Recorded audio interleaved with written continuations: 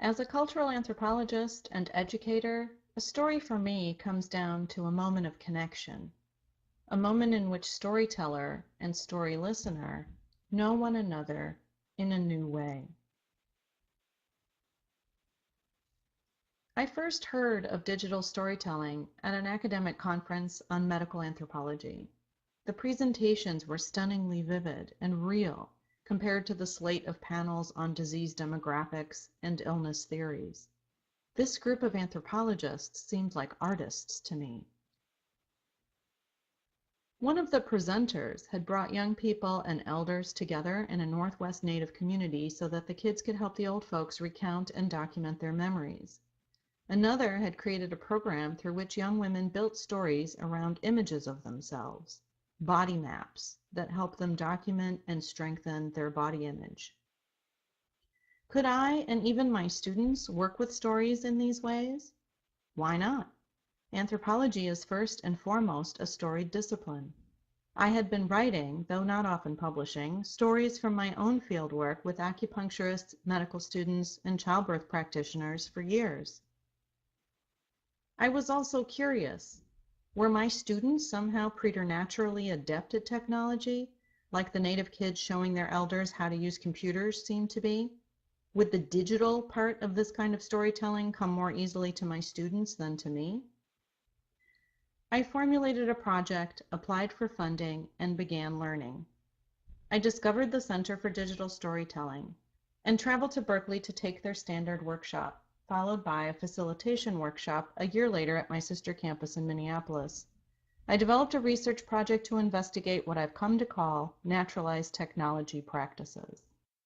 Surveying 240 freshmen and getting reflective qualitative statements from 20 more, it turns out our students are not content creators any more than I am. They aren't creating videos and posting them to YouTube, they're watching videos, like me.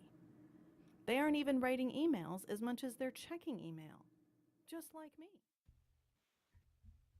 The beauty of the Story Center model of digital storytelling is its anchor in writing. Generating 250 to 350 words on an experiential story, after some warm-up exercises, creates a powerful space for reflection. Roosters sang us awake on Sunday morning. It was my second week in Costa Rica, and all I wanted to do was experience an entire day with my host family. To see what life was like from when the sun rose and fell across the room to when the moonlight signaled everyone to sleep. I've become especially interested in the movement from telling to making, the transition from writing to speaking. Sharing a draft in a story circle allows a storyteller to hear her own voice, her own words out loud for the first time. She can hear them getting heard and reflected back. We tell stories every day. There's something different about trying to discover or own your voice when you're reading something you wrote. For students, they quickly experience how different it is from participating in classroom discussions. A story circle is a space that encourages voice to emerge. This voice is not one we use very often. Throats clear, initial sounds are groggy, froggy. The beginning of a story circle sometimes embodies voices that haven't been used out loud in this way.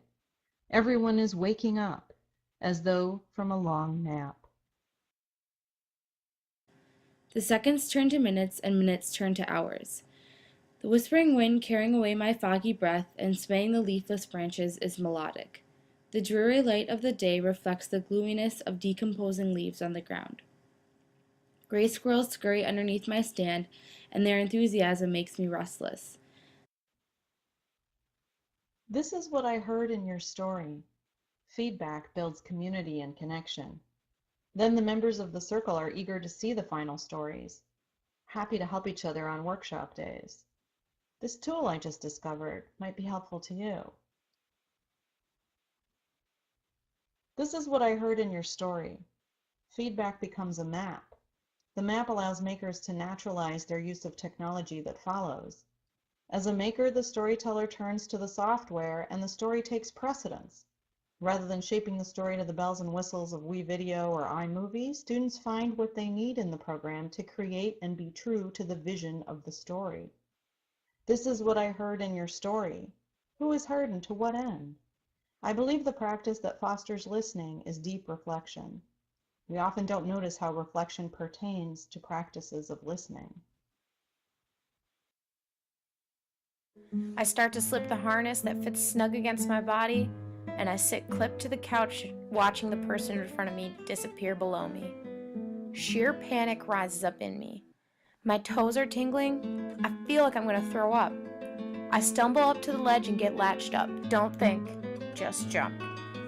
Next thing I saw were the trees flying towards me as I plummeted towards the ground. Why? Why did I do this? What made you think that this was a good idea?